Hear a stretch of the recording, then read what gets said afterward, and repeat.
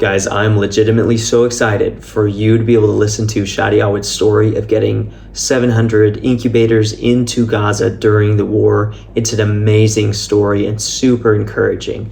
My name is Josiah Shaver. Welcome to episode 3 of the Vengeance and Reconciliation podcast. Shadi is going to talk about a lot of stuff, including his faith and how it influences the way he does business and entrepreneurship back in the States, where he's based in Texas. And then he's going to give this story of getting the incubators into Gaza play by play, what God showed him in the process, and his view of all of this stuff. It's super good. Let's get right into it. Shadi, thank you so much for coming on the podcast. How are you doing today? Thanks for having me. I am in Arlington, Texas, and in the country of Texas, as we call it here in Texas, the only state in the union that's the country of Texas. But no, it's good. A little bit gloomy, but glad to be here with you, Josiah. It's awesome stuff. Okay, before we get into the epic stories that I know you're going to tell, I want people to know that you're a real person, not some superhero of humanitarian and business work. But can you just tell us, I want to start with, a little bit about your background, who you are. Yeah. Well, I was born in Qatar. Right, I was born in Doha, and we immigrated to Canada when I was 4.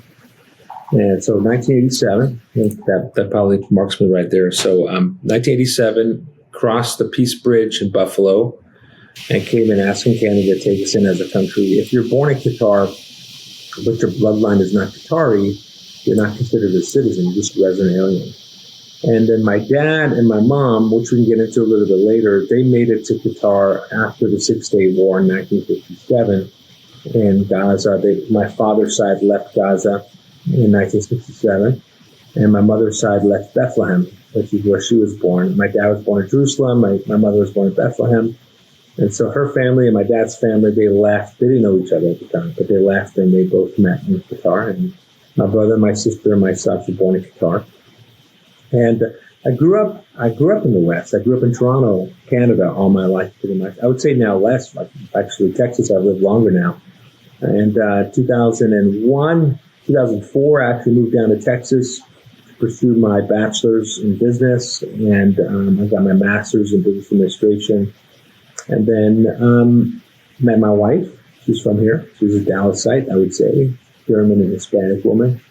And now married 18 years and known each other for, I think, 21 years, but 18 years married, and I have 5 kids. The oldest is 16, and the youngest is 6. So I got 1 boy and 4 girls. But life is so busy. And about probably 12 years ago, we started Technagy IT, which is really, I tell people I was young. I'm in my 20s with a business partner that was very like-minded. I'm so blessed by that. We really found an amazing business partner. We had a third partner at the time, but we bought him out really early. We bought him out with a couple $1,000. It wasn't anything crazy, But I would say that we started off doing a lot of infrastructure. Actually, Salvation Army was our first client. We were doing a proof of concept for them to build a private cloud. This is before Amazon's cloud came out, or Microsoft's Azure cloud came out as well. And then we ended up landing an aerospace defense company that was, and it sounds so glamorous, but we were in a situation where we were about to go out of business. And we put, it's a long story. I mean, this is a good story, but I could share it some other time. But we ended up landing an aerospace defense company out of Fort Worth that put us in the road that we're on today, which is managed IT services. Companies will outsource their IT to us. And from top to bottom, we manage it, right? Recurring multi-year contracts with customers that we manage here. We have an office here at Arlington and an office in India as well. In Cochin, we actually just moved to Cochin, which is the southern part of India, a really beautiful place. And been building that business ever since. That business has been used by the Lord to crush me, to kind of bring me to my knees, and to kind of teach me how to, function out of an identity through Christ rather than my own strength and my own wounds and my own traumas, childhood traumas, and all that stuff. I mean, I can tell you that, I wanted to prove my dad wrong. I wanted to prove this person wrong. I wanted to just go after and conquer it. So the business has been great. And my middle daughter, was born the week we started the company. And I was in the hospital writing a proposal to try to win a deal to survive while she was born. So she's 12, and she's my metaphor to life. And she's like, hey, don't take yourself too seriously. You're still young, So, and I hang on to that word young. You can see the gray hair forming in my face. But, I think from that age of you graduate high school all the way to, I would say, even to now when I'm 42 years old, I'm still trying to figure myself out. The Lord's used many different things, including my business and my whatever I've done, my relationships and business that maybe have succeeded or fallen apart. God's used all that. And God's given me an incredible wife to be able to, allow me to fail and to just see me just fight for me and just say, hey, you can do this. And so it's been really sweet to have a root for me from that standpoint. But at the same time, so that's a little bit about myself on a high level. My kid started driving now, and so he's working in the business from the age of 15. And but my roots are from the Holy Land, right? So my dad was born in Jerusalem a year before Israel became a nation and had to move into Gaza in 1948. My mom was born in Bethlehem. My grandmother's born in Bethlehem in Jerusalem. My grandfather on my dad's side was born in a place called Fahim, which is about, 15, 20 minutes away from Nazareth. And so our roots are from the Holy Land. And I would say probably about 5 years ago, what had been really drawing me back to the Middle East. I'm a westernized Arab. I'm a Palestinian Christian, American, Canadian. It's kind of the story of the Palestinian story in a way. There's so much of us in the diaspora that I'm only here because of war. The only reason why I'm here is because we left during the 6-Day War, my dad's side and my mom's side, in 1967. And so I sound like an American. I got my Texas cowboy boots on, but my roots are from the Holy Land. It's crazy. So hopefully it smacks some people around and say, wow, it's so true. We all kind of diverge. We see that a lot in America in the early days, right? When people left and they came to America and we're 7, 8 generations removed, we just think of ourselves as American. But for me, it's very close. It's very close to home, right? So my parents were born in the Holy Land, and but I felt the Lord really draw me back to the Middle East. But I didn't carry. My parents did a really good job, Josiah, not carrying the wounds and the pain of that. And they gave their lives to the Lord fully, early on. When they moved here to Canada, always Christian for generations, but really dove deeper and had dealt with that stuff. But I didn't grow up with any of those wounds, those animosity or anything like that.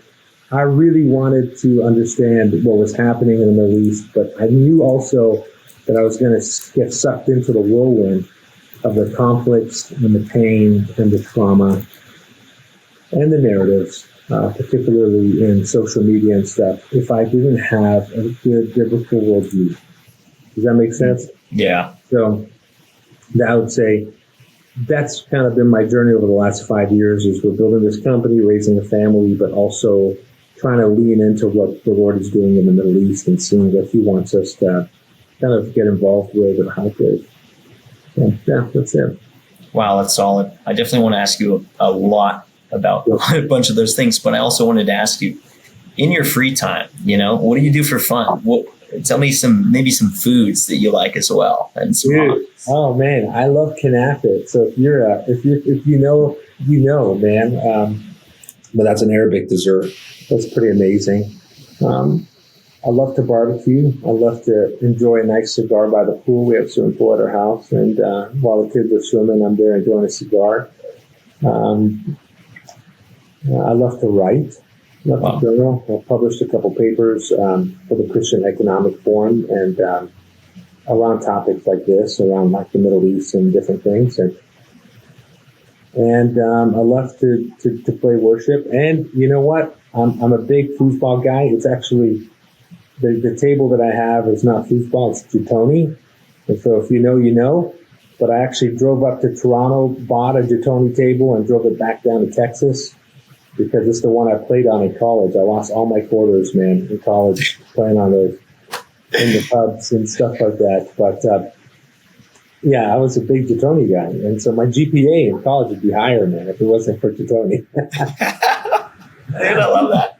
Yeah, and so good. I've taught my kids how to play, and we play at home, and so that's funny enough. That's one of my pastimes that I love. Yeah. Okay. Wow.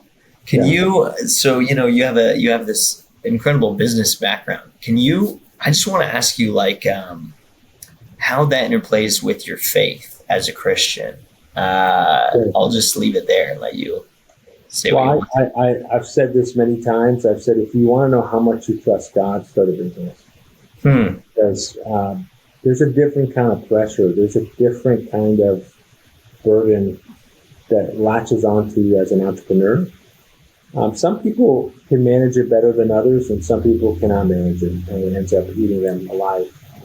You see it with broken marriages or some kind of vice that they fall into that they can't get out of. And it's when I worked for a massive telecom company here in the U.S., it was easy to clock out and just say, "Hey, this is your responsibility." But as an entrepreneur, you can't really clock out. I mean, there's for us in the season that we've been in, I mean, we're just available. I mean, we go on vacation sometimes, and we got to deal with the late night proposal or the issue with the customer. And so I've always said that the Lord will use the things that you immerse yourself in. And so it was really interesting because probably the first 5-6 years of the business, I didn't know it at the time, but I was really unraveling a lot of trauma or issues in my heart that I didn't even know I had. And the pressure, it's like if you're running a 5-inch pipe and you got 2 inches of water running through it, you don't know if you've tested that pipe. You don't know if there's leaks. You don't know if anything. I felt like I was running a 5-inch pipe with 10 inches of water, and the cracks were emerging in the first 5-6 years. And my vices, I became a workaholic. I couldn't shut it down. Josiah and my wife would be like, "You're always working," and this is while raising kids. And entrepreneurship the Lord has used running a company and entrepreneurship to really bring me to my knees. And I can't tell you how thankful I am to that, and humbled me. And this is one of the things I truly feel is that the currency of heaven, one of the currencies of heaven, is humility. And I love the Church of the Nativity in Bethlehem, right? The door of humility. To enter the Church of Nativity, you have the Roman gate, you have the Crusader gate, and now they built a new one. I don't know when they did it, but it's called the door of humility. You have to bend down to get into the Church of Nativity. It's just such a great symbol of the way we should live our lives. And I would blame, a lot of things as to why things are not working well. Maybe even the devil, right? Well, really, I realized after I went through a program called Pure Desire Ministries, I realized that I had to fill out this thing called the FASTER scale. And every week, a group of guys around the table would have to submit this FASTER scale. And it's an acronym. Forgetting priorities, anxiety, speeding up, ticked off, exhausted, relapse. Right? And it could be any kind of relapse. So every week we'd have to fill this thing out, how far down the scale you went. You get to exhausted. And I was like, this thing is so stupid. I'm like, why am I doing this? I was so frustrated. And all of a sudden, 2 months later, I started to see the pattern in my life. That I was always in anxiety and speeding up. And I was always coming home, and not always, but I'd come home and I'd be ticked off and things wouldn't be cleaned. And why are you guys not doing this stuff? And then eventually I was just in this cycle, this pattern, where I got to a place of exhaustion and idle hands, if you're in a place of exhaustion, good luck overcoming your vice, whether it's pornography, drugs, alcohol, whatever it is that you want to escape with. So I started to see that I wasn't prioritizing my life the way the Lord wanted me to with the temple of the Holy Spirit. So I wasn't getting enough sleep. I wasn't eating well. I'm not blaming the devil on that stuff. This is like environmental. I often say, first you got to check the physiological, check your testosterone, check how you're doing health-wise before you blame the devil on everything. Because maybe you're really exhausted and you're sick because you have low vitamin D, Right. So I was forgetting priorities. I couldn't shut it off at work, and I would tell my wife, babe, I can't come home today. I got all this stuff to do. And it was the stupidest stuff. Like, it was the tasks that really, what are you doing?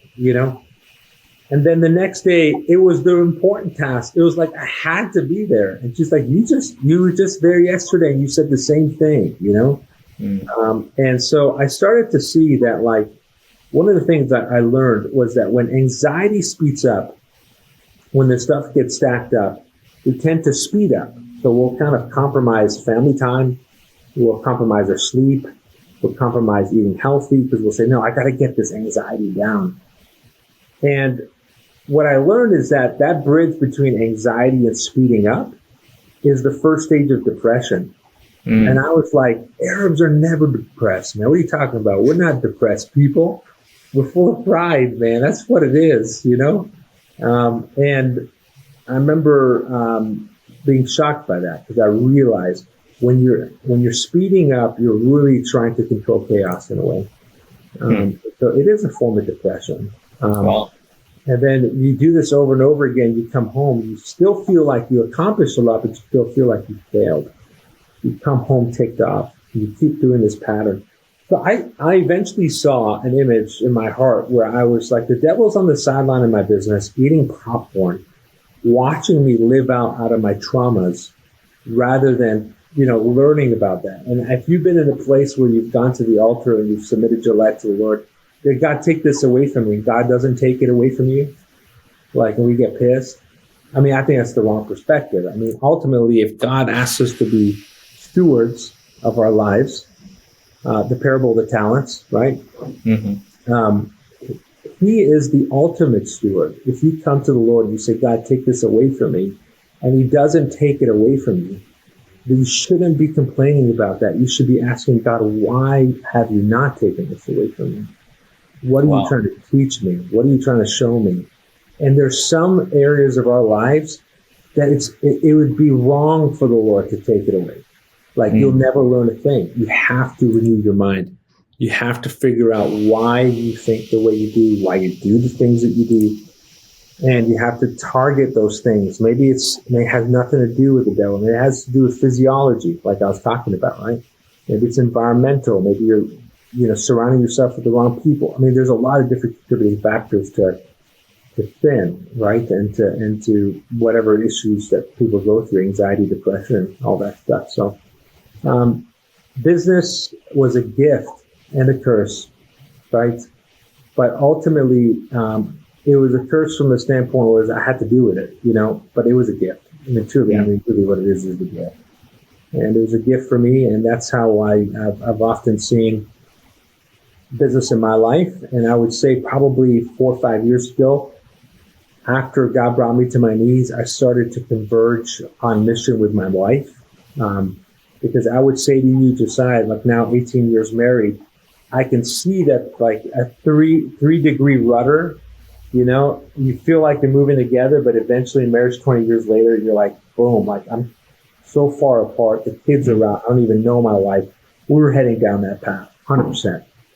And so that moment where I broke, and that brought us back together. And then my wife and I really started to be on mission for, this organization called the Christian Economic Forum. I was asked to be part of that. And she started to come with me to these annual conferences. And we started doing things together. We found something that was common between us. We know we got a divine economy. We got 5 kids. Now we have a dog, by the way. And like we have a business, and life is really busy, but it's rich. And we have a beautiful life. But at the same time, if we don't invest time in our marriage and go out on dates and converge on some kind of missional aspect, business in the marketplace, whatever, then we're going to drift apart. So about 4 or 5 years ago, this idea of the integration of faith and work I've always heard about marketplace ministry, but I really I didn't have a good example of it. Like, what was a great example? Like, until recently, I would say that there was people that were doing it, but I just didn't see it on YouTube or whatever. I didn't see it. So I found a community of people that are living it out to an incredible level. And we started to integrate, in terms of business and my faith, we started to integrate more ways to impact the households in our business. And we were struggling, Josiah, because we love our church and we still love our church. But our church was saying, you got to have a small group. You got to manage a small group. And I remember as an entrepreneur feeling I feel like nobody gets me. Like, I leave work exhausted. I come to church and I need to revive myself. And then I need to go back into the marketplace to be able to love, the people in our team and to deal with mental health issues now and deal with problems all the time. And the more people you have, the more challenges you have, they say in business. And I remember just being frustrated about that. It's like, God, something is off here. And my wife was also told, hey, you're in leadership, you have to lead a small group. So we led a small group. We had 7 families with us. But I said, hey, something is off. I can't do this. Our kids want time from me. You want time from me. The business wants time from me, but I can't give. Now I have to spend my whole weekend cleaning the house, organizing, doing what we got to do just to host a small group. Something's off. And a friend of mine, Brett Johnson, amazing guy out of Chattanooga, Tennessee, sat down with him and I said, hey man, I need some advice here. I feel like I need to step away from all things church and focus on our business and love our people. And he said to me, Shadi, how many households, he said, how many, in the Bible, it says 130 times he and his household were saved. I said, okay. He said, how many households do you have in your small group? And I said, I got 7 households, right, in a small group. Then he goes, how many households do you have in your business? And I said, oh, I was like, what? This is interesting. I never thought about this. So he turned to my buddy, Tyler, and he said, Tyler, write this down. He said, okay, let's go through employees, customers, employees, vendors, community partners, all the people you interact with. By the time it was done, there was 3,000 households directly connected to our company. Wow. And then he said to me, one day, God's going to ask you, what did you do with the households I have given you? And he turned to my buddy, Tyler, and he said, Tyler, write this down. Shadi does not know his flock. And wrecked him. I was just like, whoa, there's 3,000 households in my business that I'm directly connected to. As entrepreneurs, we own the purse. We control the atmosphere. We have full authority to do, within the law, of course, to do whatever we want to do within our businesses. I realized really quickly that the entrepreneur is in a very holy position in the kingdom of God. They have the opportunity to really be ambassadors for God in the midst of the marketplace. And the Barna Group just came out with a stat that said something like 84% of people in America that don't know God will not enter the full walls of the church. So if they're not going to enter the full walls of the church, Josiah, where are they going to be? They're going to be in the marketplace. Wow. So I think that is a really big revelation that as entrepreneurs, I think entrepreneurs are oftentimes neglected. In the church, the pastors don't know how to work with entrepreneurs. And I think organizations like Faith Driven Entrepreneur, they're launching a Pastors and Entrepreneur curriculum and a whole entire resource for pastors and entrepreneurs. So I think if somebody looks at the idea of church is holy and business is common, no, that's not how it works. We've learned now that everything you do unto the Lord is holy. If you make beds every day at a hotel, it's holy before God. It's how you're able to invite him into your life in the midst of the people that you're surrounded with. Your coworkers need Jesus. They may never hear the name of Jesus, ever, because they're never going to go to church. But you're there and you're an ambassador for Christ in the midst of the marketplace. And this idea of the integration of faith and work rocked my world. So we started taking our employees and their wives and their spouses, their husbands, whatever, to marriage conferences and started investing in that. We're starting a Bible study here, voluntary, if you want to be part of it, on one day, one lunch of the week. Wow, Try to give a place, for people to really, have a place where they can connect. And, we talk about marriage issues. We talk about financial issues. We talk about everything. I mean, the truth is, we go to church trying to find places to evangelize. Well, look, where you work is perfectly fine. There's plenty of need, right? Mm-hmm. So that's a lot of stuff right there. But ultimately, I felt really challenged to say, Lord, I need to honor you in my business. And I need to stop thinking about building my own kingdom, lowercase k, right? And start to build your kingdom. And how do I do it in a way in the marketplace where I could be salt and light and not oversalt things, but just bring enough flavor, That's like a good old Texas brisket, Sorry, it's a little Texas reference. Yeah. That's good stuff. Yeah. Dude, I'm sure we could talk, the whole episode about Jesus and business, but I want to get to your story of getting Incubators into Gaza in the middle of this war. Let's start with this. Before you even got this idea, where were you? How did the vision come about?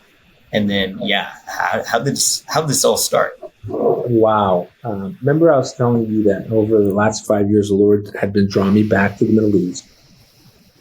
But I really needed a biblical worldview, or else I'm going to get caught up with those things. And so in 2023, for my 40th, we took our family to Israel and Palestine. And we spent a few weeks in Bethlehem, spending time staying at my family's home over there, my uncle's home. And my wife and I were walking down the street where the Waldorf Hotel is. Do you know where the Banksy's Waldorf Hotel is? Mm-hmm. Like that street that goes up towards the checkpoint. Yeah. It's right on that street. So we're walking down that street. My wife, who grew up in Dallas, and my daughter at the time, who was 12, walking down and seeing this wall, and seeing the graffiti, and seeing the oppression of that wall. And first time since I was a little kid, and I got pretty angry. I was pretty upset. I was like, how is it that we're okay with this in the West? How is it that the church is okay with this? Does the church even know about this wall? Graffiti, barbed wire fences, tear gas guns, AI guns now on there, pointing towards the Palestinians. And I remember getting pretty upset, and the Lord spoke to me in that moment. He said, son, if you take on your national identity and get caught up in this, if you take on your national identity over your kingdom identity, you're going to miss my heart for your people, and you're going to get caught up with what's oftentimes we have very little influence over. And I remember hearing that, and I said, God, 100%. And it was kind of like my first nugget from the Lord about a kingdom identity over a national identity. How else can you do it? If you live in the West Bank, or you live in Gaza, or you live in other places of the world where there's quite a bit of oppression, how do you manage that? And I wish I wasn't even Palestinian saying this, right? Because I think oftentimes they think, oh, this guy's a Palestinian, of course he's got that. But look, I'm a westernized Arab. I go into the Middle East thinking I'm Arab, but people remind me really quick that you're American, right? So I feel like I have some legs here, right? I could just say, look, as an American, how is it that we're okay with this? We're the bastions of free speech, human rights, the right of self-determination. We preach all these isms of America, but I'm seeing that we paid for that wall under Bush as U.S. taxpayers, and it's hyper oppressive. And so that was a big moment there. And then fast forward, the idea that God's saying, I want you to take on your kingdom identity over your national identity. So fast forward to October 7th, really sad what happened. I mean, what Hamas did was evil. And we've prayed, and our families prayed for the hurting families that are Jewish, that have experienced such pain. And at the same time, it's like inevitable. Like, the pain of the Palestinians in Gaza, hyper unemployment. I mean, it was like 60% before the war. No chance to kind of move in and out. Eventually, it was going to be a powder keg. Eventually, something was going to happen. So I understand the setting. Sorry, the flight just turned off on me. You're good. I understand the setting of Gaza that would eventually cause it to rupture, right? So I remember saying to God, Lord, all my family in the Middle East who are Christian, don't hesitate, even around the world, don't hesitate to stand up for Palestine and to love Palestinians. But you told me not to take on my national identity. I'm struggling here. I got tens of thousands of our people are dying. And all I want to do is scream from the rooftop, like, hello, is anybody seeing this? Like, the pain that's happening right now, particularly right now, 9 weeks of no food. I mean, starvation, stuff that's happening. It's really sad. We're completely unaware in the West. And I said, God, you need to help me here. You told me to cling on to my kingdom identity over my national identity, but I need you to speak to me. And this is what led to the Incubators. He said to me, I came at a time when the Jews were occupied by Rome. God was drawing a parallel between Rome and Israel to Palestinians. And he said, and the Jews wanted their Messiah to come with a sword to overthrow Rome. And I came, and I saw that they were fighting then, and I saw that they were fighting thousands of years later. He said, I didn't get caught up with those things. And those things are the high place narratives that you're not called to. So like Jesus comes down, and he's playing a completely different game, Josiah. And we think that God needs to play our game. The Lord's like, I came and I played a completely different game. Instead of getting caught up with the high place narratives, Rome versus Israel, or the Israelites, Israel versus Palestine, Trump versus Democrats, Russia versus America. I mean, the list goes on. If you look at social media today, the high place narratives are everywhere.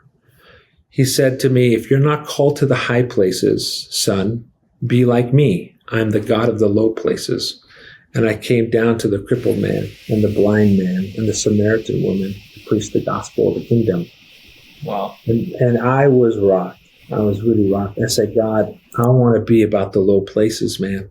I so want to be, because I need to. I mean, if very few of us are called to the high places, but the majority of us are living in high place narratives and we don't even know it. We argue.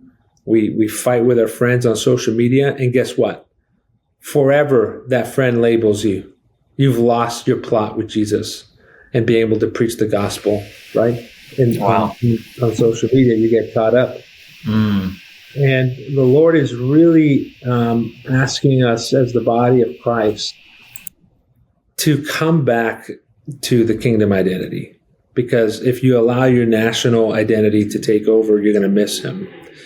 And so I said, God, I am all about the low places. And then the Christian Economic Forum called me up one day and said, this is like a few days after, by the way. This is like 3 days after when I said, God, I want to be about the low places. And the Christian Economic Forum called me and said, Shadi, this guy at a Halftime Institute out of Silicon Valley, he called, they want to know if we know somebody that can make an impact in the Gaza because this guy wanted to make an impact in the Gaza, but he didn't have anybody to help with. And the Christian Economic Forum said, Shadi, you're the only Palestinian in the Christian Economic Forum. So can you help? And then the Holy Spirit was so sweet, man. This is, so this guy, I get on the phone with him and he's telling me, Shadi, we found these incubators that are designed for war zones. Like there's about 2,500 of these in Ukraine.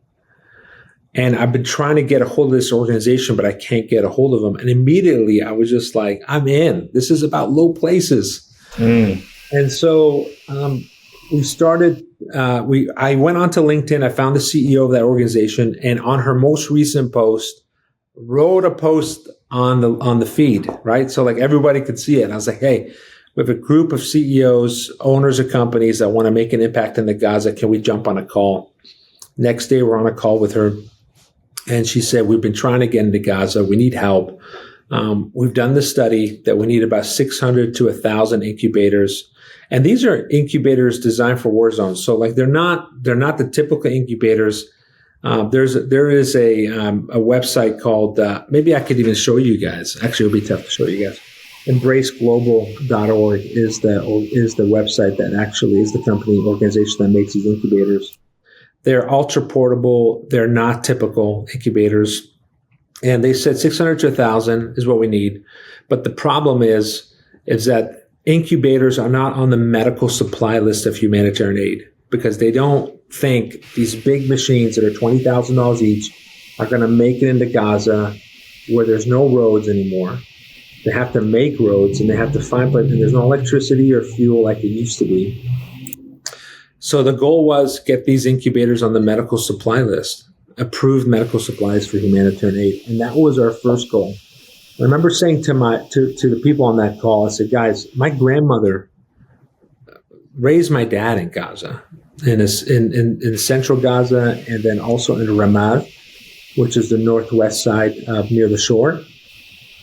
And my grandmother gave birth to my uncles and my aunt in Gaza. And if we can bring the incubators to Gaza and help a mother, it's as if you're touching my grandmother's life, you know? So I was really motivated. I took all that energy and I submitted my national identity and all my frustrations, and I put it in a box. I said, God, I'm going to go right into this. And that's when things started to really happen. It was really shocking to me. I didn't know the reach of our family, particularly my aunt, who I credit so much on this whole entire project. She had such a great impact. She opened up some doors for me, where she was the ambassador for the PLO for France, Christian for generations also, and a Palestinian economist, just an incredible woman. She started to call some contacts at the UN. All of a sudden, we're on the phone with the United Nations and UNRWA, showing them the incubators. And they're saying to us, Shadi, we need these desperately. We have 100 shelters.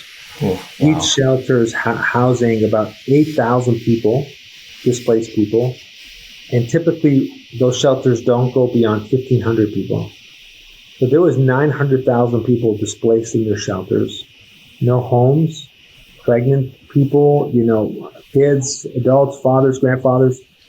Prior to the war starting, Josiah, 5,000 babies were born in Gaza every single month. During the war, that wasn't going to stop. But what we knew from the Ukraine war is that premature births increased by 50% in the war. And so we knew that it was going to be a situation where it was that premature births are going to skyrocket in Gaza. And so the United Nations said UNRWA was the organization we worked with, who are the hands and feet. To be honest with you, they were the hands and feet to help in that area, even though they faced a lot of backlash for the few people who worked with Hamas, which is not right. It's 13,000 member organization. I often say, I bet you Nike has some people that do fraud. I bet you Coca-Cola, Microsoft, all these different employees within organizations. But truly, the network of humanitarian helpers in Gaza, UNRWA was the 800-pound gorilla to really make stuff happen. So they said to us, we have 100 shelters. We need 5 per shelter. And we need 500 over there. And then we got a hold of the Minister of Health for the Palestinian Authority, jumping on a call with them, and they approved the incubators as well.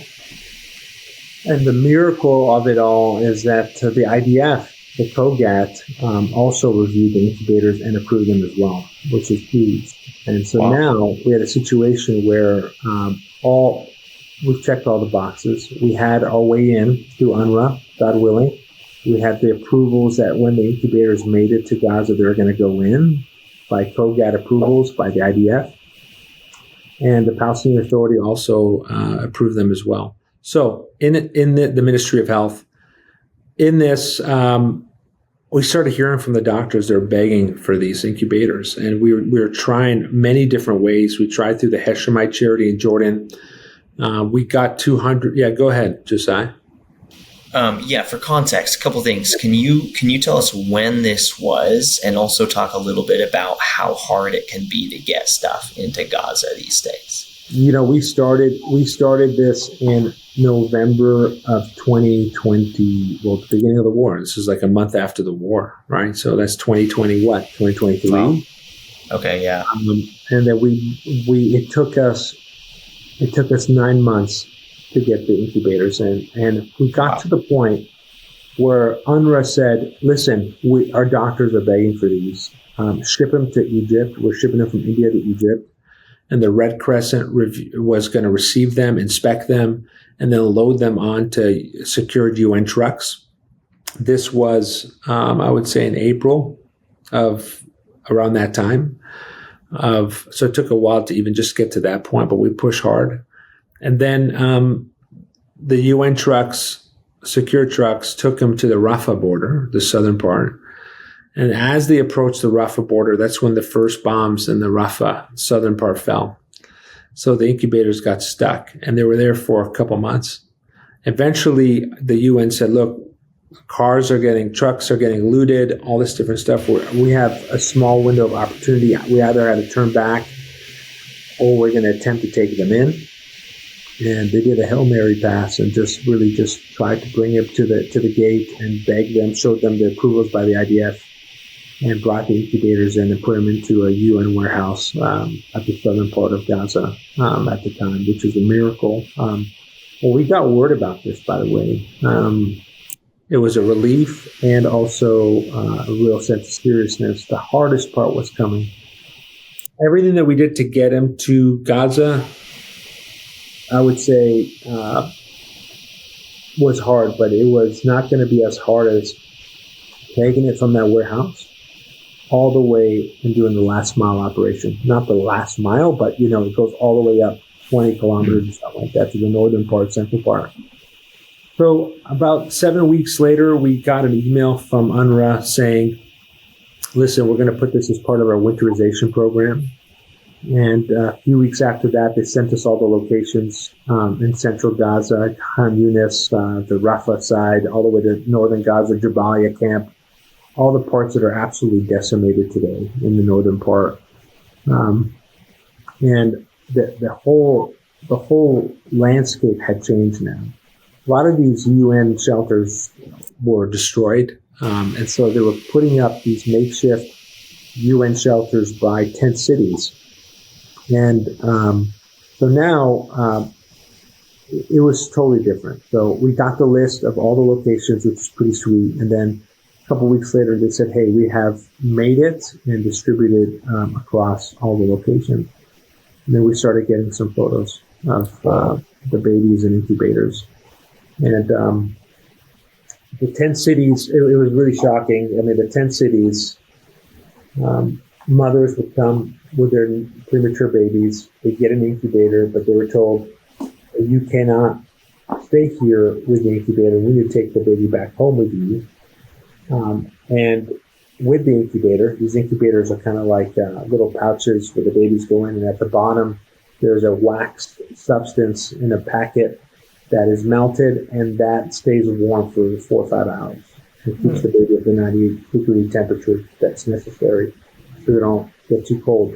And the fathers would come back every few hours with the babies and go back and forth to the UN shelter to try to get these patches warmed up and the babies put in. There's an NBC video that got released of a father's child dying in his hands. That was probably the hardest thing I had seen. Is he was holding the incubator. The baby was also in his hand. He was frustrated about the incubator. This is all that we're getting. We have to go back and forth. This is impossible. And that was really real. That was the incubators that we got in. And but I know it saved a lot of babies too. You just kind of see the good, bad, the ugly.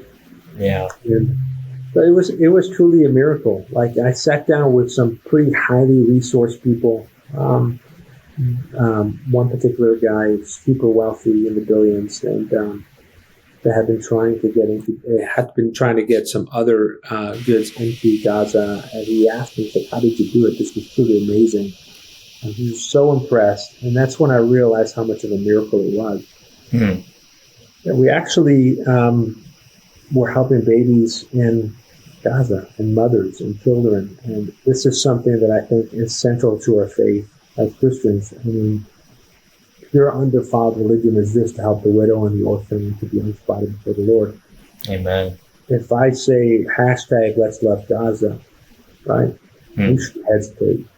That's what the Lord asks us to do. And a couple things really quick. I knew when the Lord was telling me kingdom identity over national identity, he was really saying to me also, Shadi, I don't need you to convince everybody. He said, I just need a few people that's willing to do something. And then fast forward to the incubators, I knew that this is an extension of God's heart. I mean, babies, I'm like, incubators, they're not on the medical approved list? You mean to tell me all those premature babies were not going to have incubators, man? That's crazy. Yeah. So God knew that there was a need there, and we just stepped into it, and the Lord did miracles. It was really to his glory, and really was. And the second thing I learned too, man, I had to raise money for these incubators, Josiah. And I remember the realization why God asked us to take on our kingdom identity over national identity was when I would get invited to these churches to raise money, these mega churches. And I knew that if I took on my national identity, I got political, I changed my Facebook profile to whatever, I would have never gotten into these churches, man, to raise money for these incubators. And I remember getting into these churches, and I shared the story just like I shared with you, the kingdom identity over national identity. Coming in as a Palestinian Christian, telling people that. Coming in saying that, the God of the low places, that he is a God of the low places. And in my paper that I wrote for the Christian Economic Forum, I write, if he who sits in the highest place above heaven and earth sends his only son to the lowest place on earth, how should I live my life? And I got the chance to share that story about my dad leaving Gaza in 1967, my mom, all these different things, and how I'm a Palestinian now that's in the West, displaced because of war. But I'm very thankful I'm here, of course. I love Texas. This is home now. But I remember getting up on stage and them asking me to pray at the end of that. And the first people I prayed for was the hurting people in Israel that had just suffered. And then I prayed for the people in Palestine, in Gaza, that are suffering too, our people. And the church got to see a Palestinian person pray for Jewish people. I mean, that's an image that I think resonated with a lot of people. And I just found such a privilege, man, for the kingdom of God to be able to do that and even share the story. It's pretty incredible. And so we've done our job. We've kind of brought the incubators in, and really a tough thing because you put all your energy into it. And now where do you put your energy? That's I think where I am. My energy there. And so we did So anyways, any thoughts on any questions on the Gaza stuff? Okay, so this is not the end of the episode, but it is the end of the free version of the episode on this platform. There's about 20 minutes more, and I would love for you to listen to it, but you can only do that if you subscribe on Patreon and become a supporter for just as little as $5 a month. That would help me a lot to be able to continue to put out more stories, more episodes like this. My goal is at least one episode every month. And $5 is a little thing. You can donate more. Please do if you feel led to do that. But that would help me a lot be able to do this, and you would be able to listen to the rest of the episode. There is a lot more good content in this interview. Shadi goes on to talk about some of the key lessons that he learned along this process, both practical, logistical stuff, but also very spiritual lessons that God was showing him. He also talks about the challenges, some of the unexpected things that both surprised him in good ways and in hard ways. He also goes into advice for anyone who feels called to something incredibly challenging, and gives a beautiful vision for how the church can really put politics aside in order to show love to those in need. So please consider going to Patreon, links in the description of this podcast for how to do that. Thank you for tuning in. Hope you tune in the next one as well. God bless you all, and catch you later.